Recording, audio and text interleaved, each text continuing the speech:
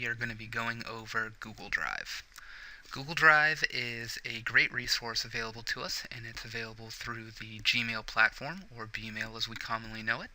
And it's a cloud computing solution that will allow us to not only store our documents in case our computers crash, but then also share them with people who we want to share them with.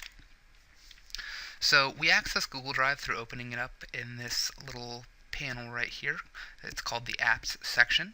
So you can left click on that and select Drive, and it should be one of the things available to you. It's probably similar to how you access your calendar, which is also available in that same selection. So once you have it open, you have the ability to see what particular documents you have in your drive, as well as what's been shared with you. And the shared with you section is going to probably expand more rapidly than you'd anticipated, so I try to stay on top of this and keep it cleaned up by organizing it. One of the functions that I actually like to do is, yours is probably going to look like this without the activity feed, and it may even look like this with large folders. I like to simplify it, and I do that by switching from the overall grid to list section.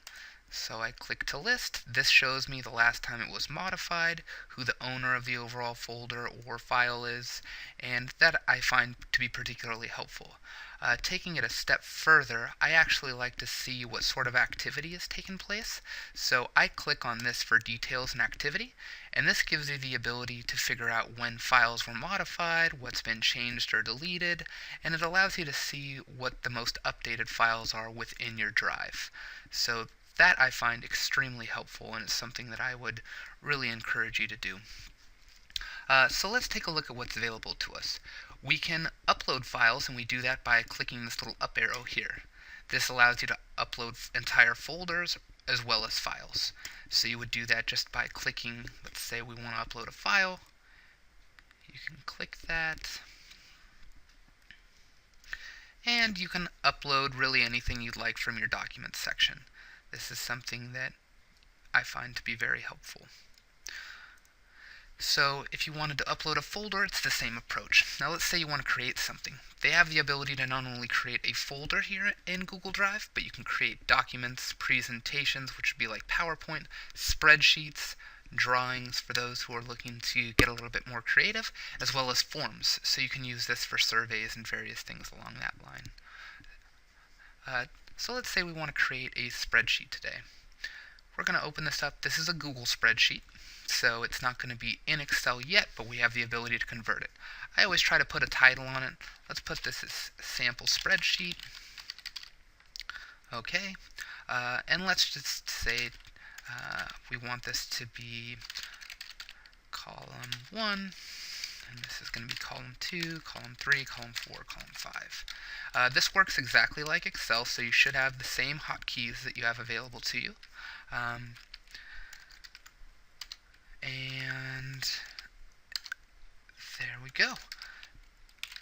So now we have 5 columns here, and let's say I want to freeze this. You can do that by dragging this down. Let's anchor maybe the first column, and now you can see I can scroll down and have additional lines of data here, and I've actually frozen these tabs, similar to the functionality you would find in Excel. All of the calculations work the same, like if you were to use the sum formula, or even VLOOKUP is available, which is very helpful. Formatting data, I found it's easiest to be able to just go here. You can change your numbers to the various types here, font also, and other things along that nature.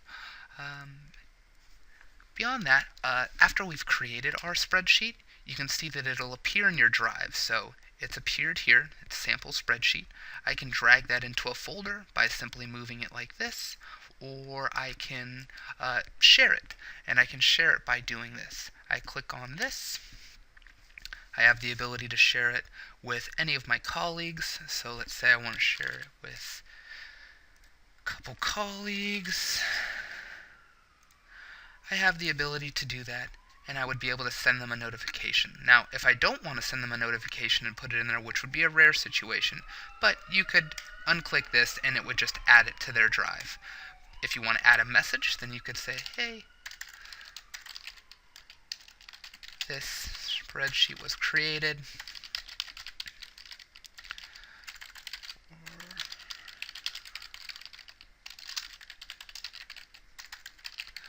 and you can send that off, and you can also send a copy to yourself. Now, one of the things that I find interesting is that you can actually have people comment, view, and edit. So if view, that means they won't be able to change the source data. Comment means they can actually view the source data as well as make comments on it. That would be the only thing they could change. And then edit. Most of the time the setting is going to be edit, so that's the default, but you have the ability to choose what sort of role the person will play that you share this with. So I could send that off, and it would be sent to them. The other thing that I like is that if you don't want to be able to share specifically, or you have a large list, let's say you want to share something with 50 people, you can copy this link, go to an email. I'll send this to myself,